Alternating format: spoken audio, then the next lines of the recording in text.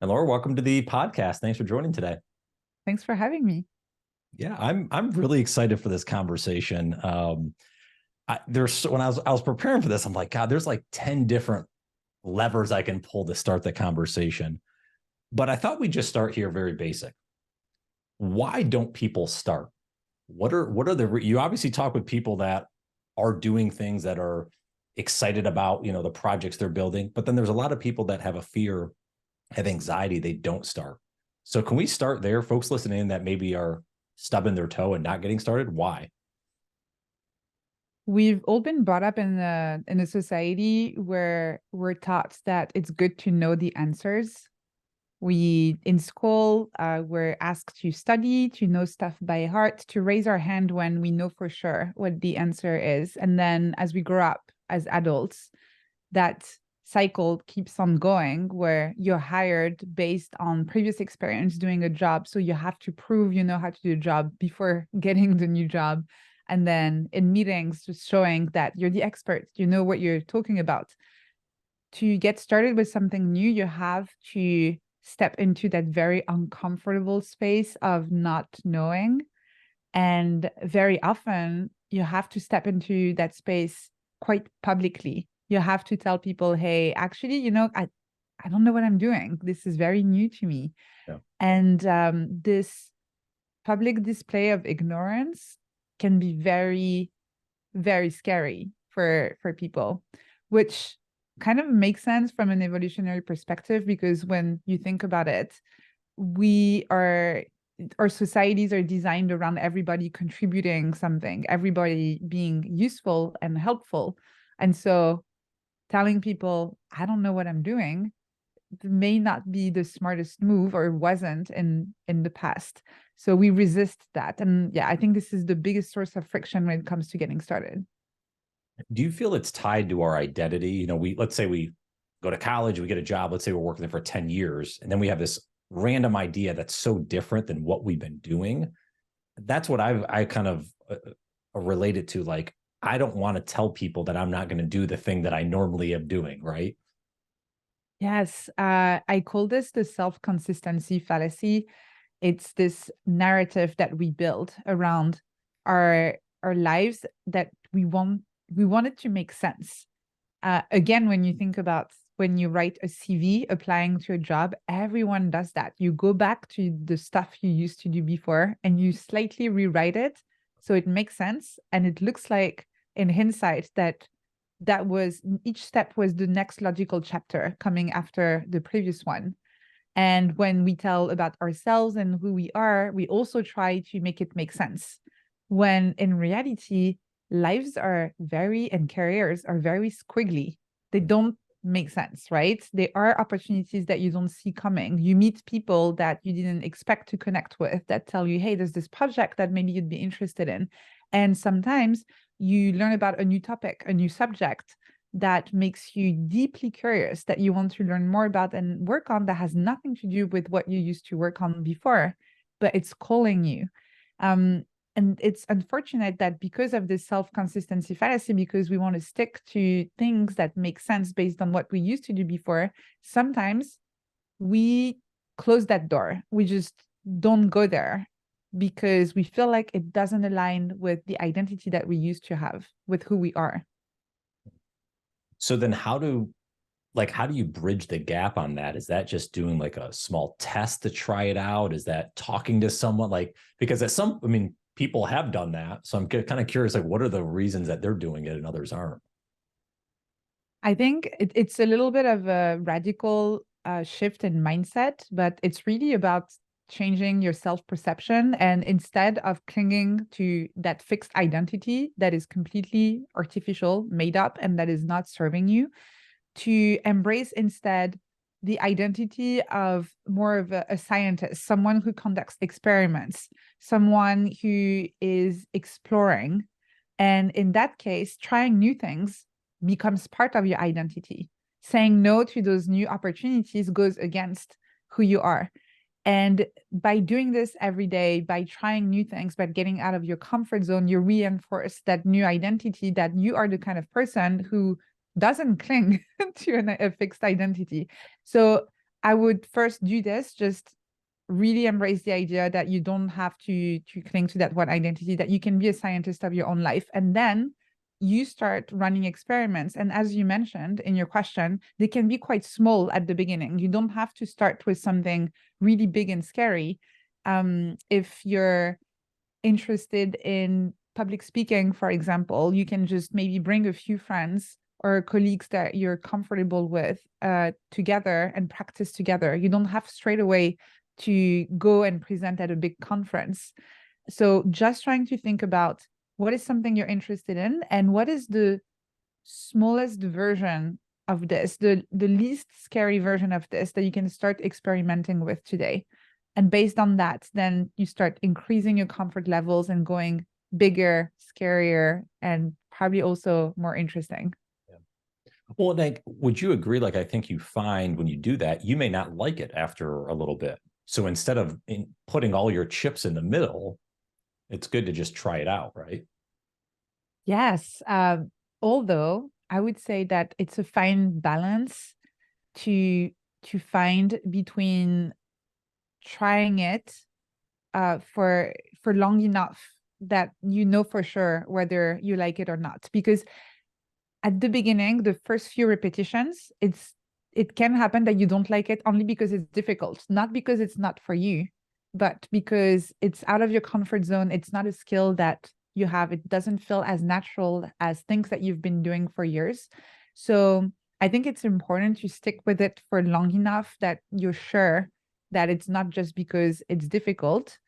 And equally, and that's the other side of that, finding that balance, knowing if you really don't like it, don't forcing yourself to stick to it just because that would feel like a failure. There's no failure if you see this as an experiment, because the goal is not to succeed. The goal is just to collect some data about whether you enjoy it or not, and whether this is a skill that you want to keep on pursuing or the type of project that you want to keep on working on. If you manage to collect enough data to make an informed decision, that's success.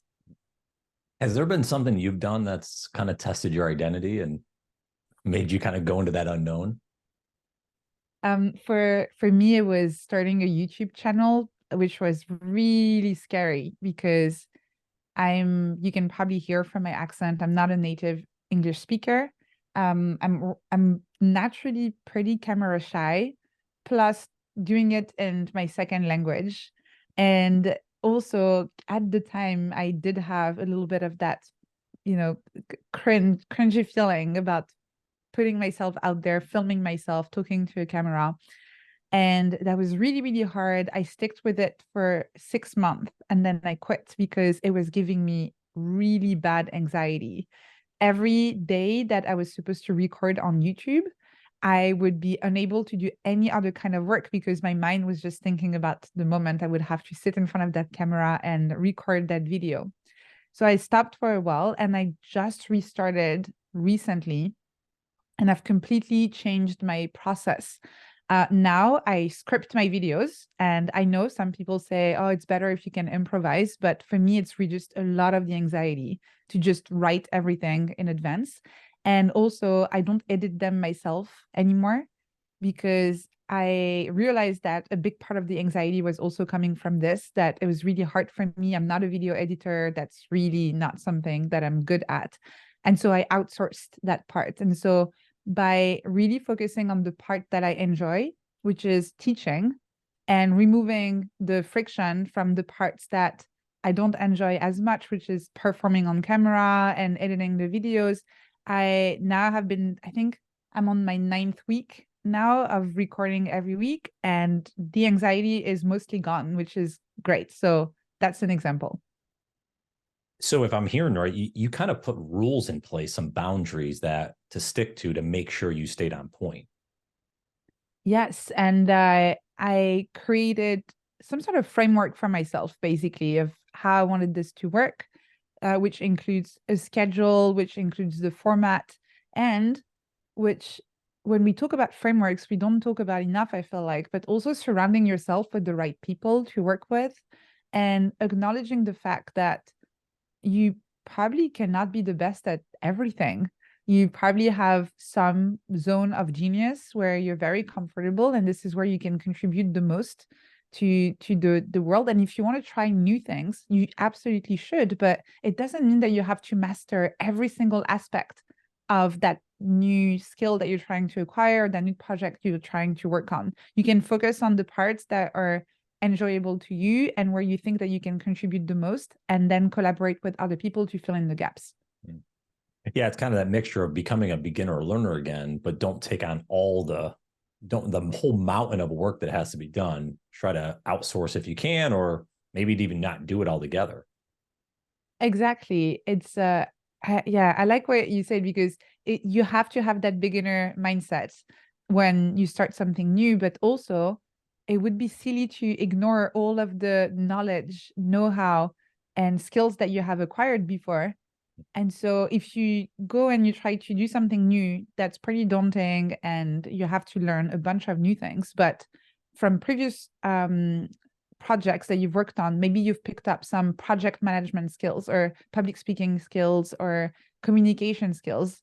Well, bring those in and use that for the new project. And so in my case, because I've managed a lot of other different types of projects, that's what I did with YouTube. I just realized that, okay, these are my skills. And then putting a team together, having a little schedule, making it a little bit more organized. That was very helpful in reducing the anxiety. What was the time? You said you did it for 6 months. Now you're 9 weeks. Like, what was the gap between those two? How long? A year and a half. Okay. Yeah. So what ultimately got you back? Or was there something in specific that you decided to get back on YouTube?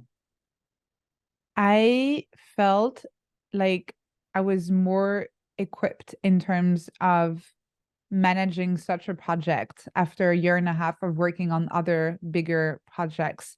So I started working on writing a book in the past year and a half, actually. So I hadn't noticed that maybe this is linked, but that's like a bigger project that has required me to upskill quite a bit in terms of project management, because it's very, very different writing a series of blog posts and newsletters from writing a book. And because I had to acquire all of these new skills and I had to become a lot better at project management at a larger scale, I felt like I could go back to YouTube now and treat it as a pretty big project. A YouTube channel is actually a pretty big project, and that's not how I was treating it before. So I just felt more equipped. Okay. Yeah, I'm always curious because obviously you stopped, and a lot of people do stop and then never start again. So the fact that you assessed it, I guess, and maybe you had other priorities, which is it's probably a good lesson though, is like you can't do everything. Is it important to prioritize the two or three big things that you want to do? And it's okay to push the others to the side. It's a sunk cost fallacy, right? It's like, oh, I did it for so long, I might as well keep doing it, you know? Yes, we do that to ourselves so much. It's a lot of it. There's the sunk cost fallacy for ourselves of feeling like we need to keep going because we've invested so much already. And there's again this fear of being judged by other people, because our society values people who can stick to the commitments that they've made, who or keep going basically. And so just quitting something is seen as a failure, when quite often quitting is the smartest thing you can do. Yeah. Yeah, that's a good point. I wanted to ask you, I talked about identity, I guess, a little bit with your background. Starting Nest Labs, how was that process? Like, was there some, I don't know, was there some identity shift you have to do? Was there some imposter syndrome? Like, how did you feel, I guess, kind of maybe moving off the highway and going on a side ramp than what you were doing before? Nest Lab started as an experiment, actually, so it's very relevant to the conversation we're having today. I wanted to write more. I wanted to commit and create accountability for myself to translate what I was studying at university when I was doing my master's in neuroscience. And I felt like a newsletter could be a good way to do this, to become accountable. And in order to experiment and see if that's something that I would like, I committed to writing 100 articles, and then I would decide if I liked it or not. And so I did. I wrote 100 articles. And when I got to 101, I felt like, oh, I love this. I'm going to keep going. And this is how Nest Lab started, really, as a little experiment for myself. Now, when with those 100 articles, you were putting those out to the world, or those internal for the time being? No, all public, all public. I announced it on Twitter. I said, I'm going to write 100 articles in 100 weekdays. Follow along. And I think part of the growth of Nest Labs at the beginning was the articles themselves, maybe a little bit. Honestly, I've reread quite a few of these since then, and a lot of them were not great. Yeah. Um, but people were very interested in the process as well of writing these articles, researching them, and even, I just say that these articles were not great, but I saw noticeable difference between the first few dozen articles and the last few ones. So there is really power in practice and repetition. And you know how they say that if you look back at your past work and you're not a little bit ashamed, then you haven't progressed. So I actually feel quite good about the fact that I'm a little bit ashamed of those first few articles. And it was a good test. It was long enough that I had enough data to know if that's something I wanted to keep going with. And that was 4 years ago, and I'm still sending my newsletter every week. Wow. Congrats on that. That's awesome. And Thank it's you. funny how things start like that, of just you give yourself a little project and then it's like, I actually like this. And if you never did it, you would never, you'd be none the wiser, I guess. But you know what I'm saying? It's nice to go through that and come out on the other end successful. So if someone's in your shoes, like a few years ago, similar boat, they're like, I have this idea, I want to do something. They might, I mean, maybe 100's a lot. Like if, I tell people, don't just do 5 podcasts, like do at least 20 or 30 or 50. Like you got to have some measure of sustainability there. But how would you encourage folks to get started? Using your example maybe is a good way to go with it. Yes. I mean, this is also what you tell people, right? Just pick a number. It's again, I think it's very, very helpful to think about these as mini scientific experiments. And when you conduct a scientific experiment, you have to have a certain number of trials before you can draw any conclusions from the data.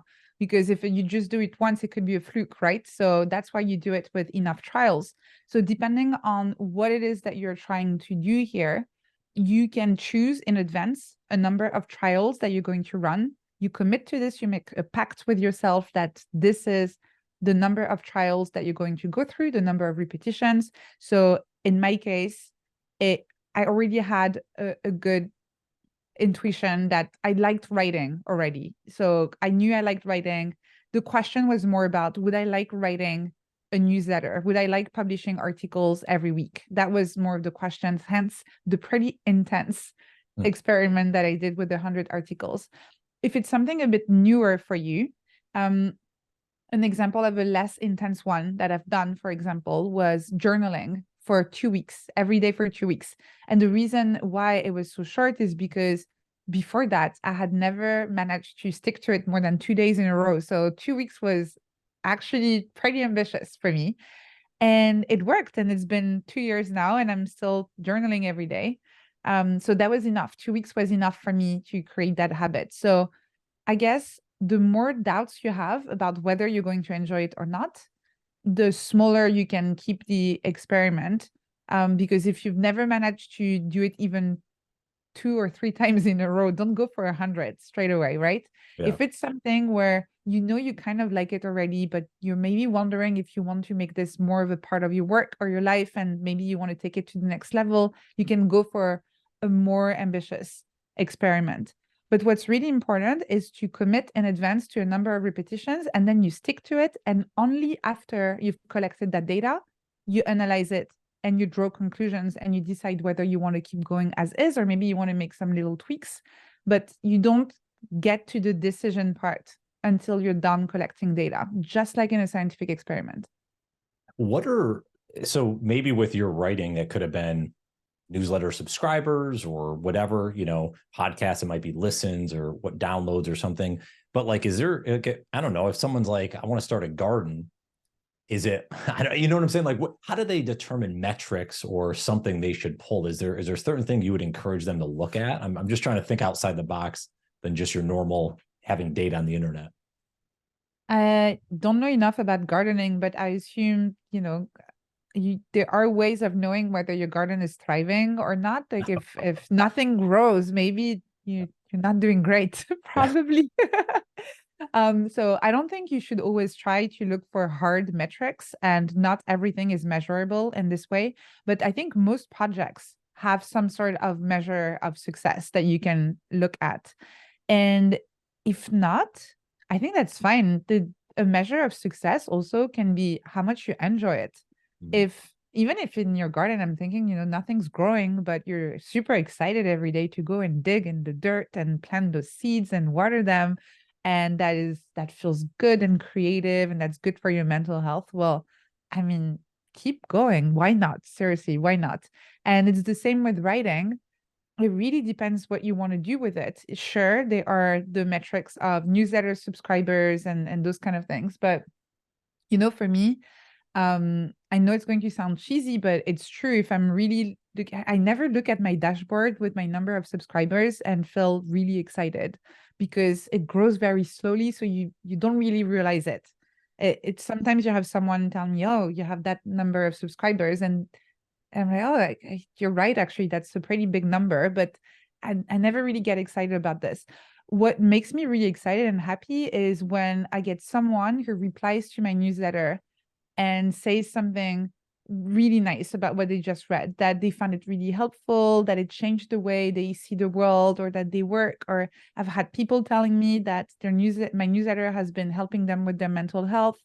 One of my favorite stories is this person who reads my newsletter every Sunday with their daughter, Mm. and who wrote to me and telling me this. That's the kind of stuff that's really getting me excited. And I can't put that in the dashboard. That's not a hard metric. And this is definitely a big part of what is keeping me going, though. Yeah. You make a tremendous point there. And I think it goes back to, what is success for you? Defining that early on of like, okay, yeah, success is, hey, I get those letters back or I have notes or whatever. It doesn't have to always be metrics. So yeah, good point on that. Um, I want to talk a little bit about which we're kind of on a little bit, but these growth loops, the single versus double. Can you share just a little bit about that? I thought that was a little fascinating. I guess I knew it, but I hadn't. And so anyways, I'm kind of curious to learn more. Yes. So if you think about, so a growth loop is basically, in very simple terms, you do something, you learn from it, and then you adapt the way you do things. So you keep on growing with each repetition and each cycle. So instead of automatically like a robot doing the same thing over and over again, you create those feedback loops that keep on building on top of each other, so that you keep on growing. A single loop is, for example, let's say that you you write a newsletter and then someone gives you feedback on that newsletter, and so you kind of fix that specific aspect for the next newsletter. Mhm. So for example, someone says, oh, that title was kind of hard to read. Can you maybe fix the font? And you're like, okay, the next newsletter, I'm going to fix the font. Double loop is when, instead of going back to just the thing that you're fixing, you're going back a little bit further in the process to your mental models and to the foundation of what you're doing.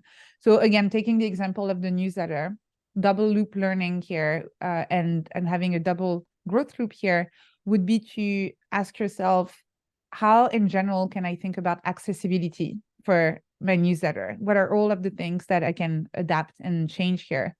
And you go back to this, and then this is going to percolate across everything that you're doing in all of the next loops that you're going through afterwards. So it takes longer. It's a bigger loop. It's not something that you can do for everything, but sometimes it's worth asking yourself, when you get feedback, whether direct feedback from a user, a customer, or a colleague, or sometimes just even feedback from what you're doing. You can tell, for example, again, that your vegetables are not growing, your newsletter is not growing, your whatever your success metrics, it's not going well. sometimes instead of tinkering on in a single loop, it's worth taking that step back and thinking about what's the bigger loop here? What is something more foundational that I can change that could have a bigger impact on my success? Is it, and I may be off here, but is it kind of like the whole adage of like you're solving the symptom versus solving the problem? Like it's more surface level with a single loop, and solving the problem is going back deeper would be the double. Yes, it is. It is similar, and solving the problem, yes, and also really changing your way of doing things in general, and sometimes your worldview, even the way you're seeing the entire project, can change as a result of taking more of a double growth loop approach to problem solving.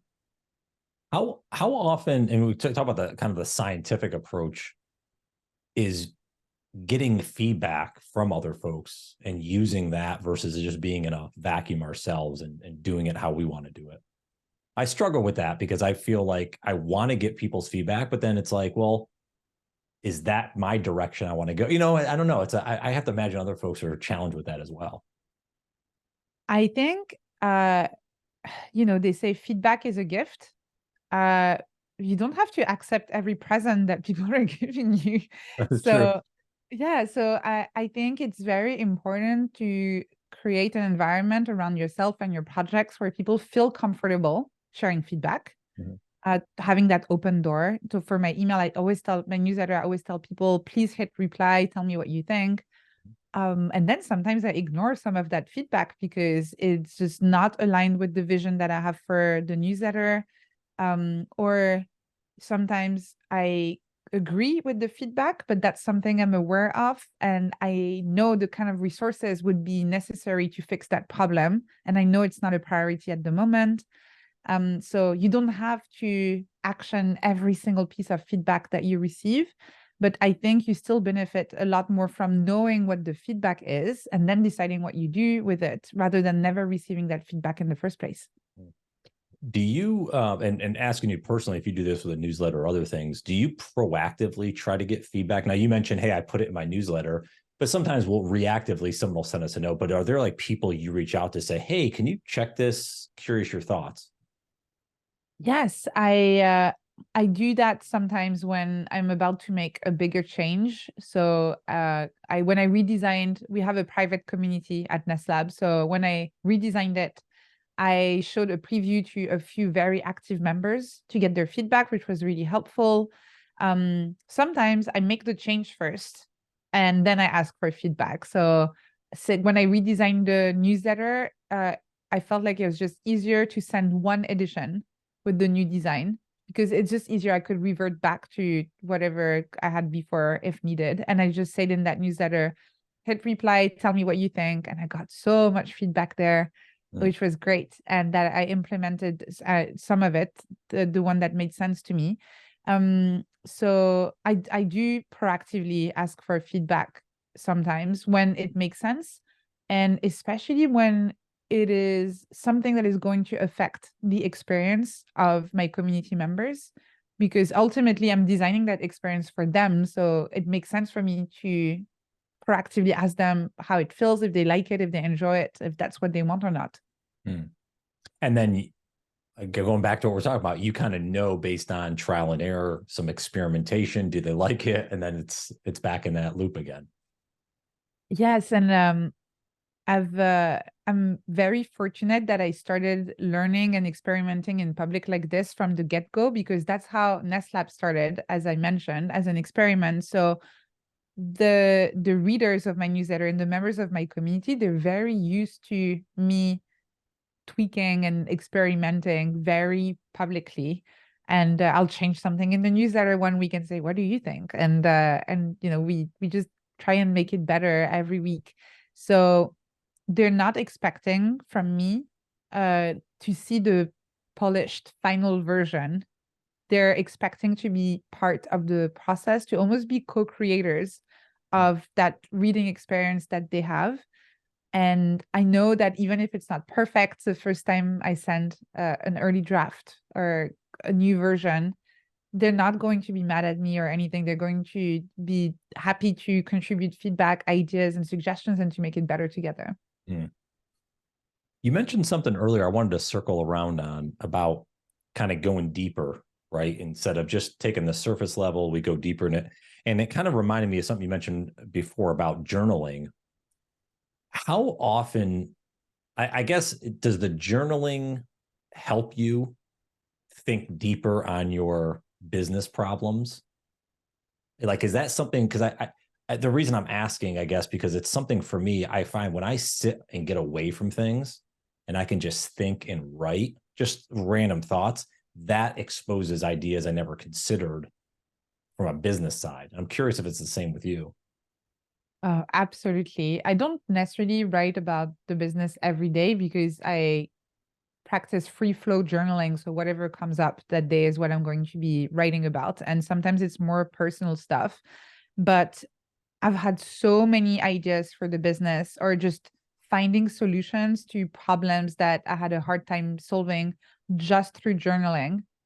And sometimes, sometimes I would spend hours reading articles, listening to podcasts, trying to figure out how do people solve this? How do people approach this? And I could not quite figure out what was the right way for me to do this. And then I would just journal and be like, oh, that's the way. That's exactly how I'm going to price the community and I'm going to design it. This is what feels authentic. And it's probably similar to this idea of balancing diffuse and focused mode of thinking. I think it can be really helpful sometimes to balance that active research, trying to gather as much knowledge and information as possible, but also then taking a step back and go and do your own thinking on your own without distraction through writing and getting to your own conclusions.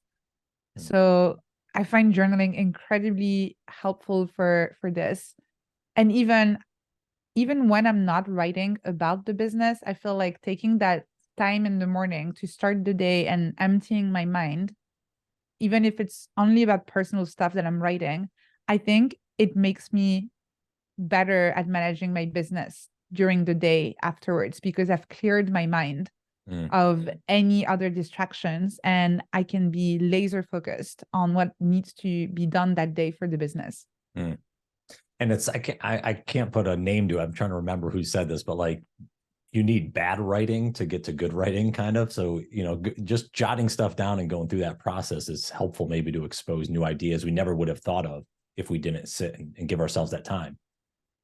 Absolutely. And journaling is great for this because, nobody's going to ever read it. It's really just for yourself. So you can write as many silly things as you want and it doesn't have to make sense. It's completely okay. What matters is that it makes you feel good. It clarifies your thinking. And if it takes many pages of nonsense to get there, that's fine. Nobody needs to know. Well, you did mention free flow journaling, and I don't want to make any assumptions of what that actually is. Can you share a little bit more about that? Yeah, so it's just that you have lots of different ways of journaling. Some of them are a little bit more structured. I know that some people use journaling prompts that they go through every day. And so my journaling in the morning is completely free flow, basically. I just start with, I woke up this morning and this is what's on my mind, and I've been worried about this and not quite sure how to approach this, but I'm very excited about this meeting, etc., etc. So I'll just have this free flow type of journaling where I'm not trying to structure it. And then once a week, I have a more structured way. It's kind of half journaling, half weekly review, which I call plus minus next. And I have 3 columns. And the first column, I write everything that went well that week. In the second column, everything that didn't go so well. And in the third column, what I want to focus on the following week. And when filling that template every Sunday, I very often go back through my free flow journaling from the week just to go back and be like, okay, that's how I was feeling on Tuesday, but great, I managed to solve that on Friday, so that's okay. Let's make sure to action this the week after, etc. So that little bit of structure every Sunday is really good for me to make sure that I don't forget anything important and that I feel ready for the week that's coming afterwards. I like that. Is there a time constraint you put on it? Not really for daily journaling in the morning, absolutely not. I write for as long as needed, but I wake up very, very early. So usually that's not a problem. And for Sunday, the plus minus next, I don't have to because it usually takes maybe 5 or 10 minutes. It's very quick. It's bullet points. I'm not thinking deeply here. I'm collecting data from what happened during the week, just making sure that anything important is in there. So I know what to focus on the week after, and that's it. So it's very, very quick, 5-10 minutes. Okay. I'm kind of curious as we kind of wrap up the conversation, anything on your mind, like when you think about, entrepreneurs, you think about folks getting started, is there any specific topic that's been not keeping you up at night, but you've been thinking more about recently? I just would love to see more people documenting their journey when they get started and sharing it with the world, because I see too many people wait until they get to a certain level of success to start sharing how the sausage is made. And it makes it very scary for people who haven't started yet, because most of the content that you see online makes it look like you have to be a natural, that it has to be something that comes to you very easily, that some people are just organically good at it and others are not. And I feel like if more people started sharing their journey as soon as they get started, from the first blog post, from the first podcast episode, and transparently sharing their challenges, what they're learning, what's exciting, then it would make it less scary for other people. And we would have more people who have the confidence to get started. Yeah, I am seeing a little more of people putting that vulnerability out. So hopefully that's a trend, because I think, yeah, the older generation, my parents' generation, I think it was like, we don't talk about anything, we keep it private. We only show our best self, it is, don't share your feelings or emotions. So I think we're getting a better light there. And if you look at like, it is fun looking like a Mr. Beast or something like that, like going back to like his first videos, and you can see those. It's just amazing the growth people have. And you could probably see that from yours, right? From when you were doing it. Absolutely. Yeah. Yes. Again, you need to feel a little bit ashamed of the first versions of your work. That means you're progressing. Oh, absolutely. And I think, again, to your point, like you don't have to, you don't have to do it for 10 years. Go out and experiment, try it a little bit, but sharing it with the world, I think, is a good way to actually know, how does it feel to us? Because this is a random thought, but like, I think if you just have it in silent, like if I just recorded, I'm going to record some podcast interviews and just keep them alone. I think putting it out, it really does kind of put us on like these anxieties, these self-limiting beliefs that we have. And if we can overcome that, it's like, wow, wait a minute. It's not as bad as I thought. I had this idea in my head, but it was so made up. It wasn't even, it was BS. Yeah, absolutely. And the only way to know is to just do it and try it and see if it works for you or not. Yeah, absolutely. Anne-Laure, this is a lot of fun. Okay, so give me all the details. Where can folks sign up for the newsletter? Where can they say hello to you online? What are the best spots? Yes. So for the newsletter, just go to nestlabs.com/newsletter. I send it every week and I talk a lot about those topics that we just talked about today. Mindful productivity, creativity, how to be ambitious in today's world. And then if you want to connect with me, my handle across every single social media platform is Neuran at NEURRANNE. Okay, perfect. Thank you so much. This was a lot of fun. I appreciate you joining today. Thanks for having me. This was great.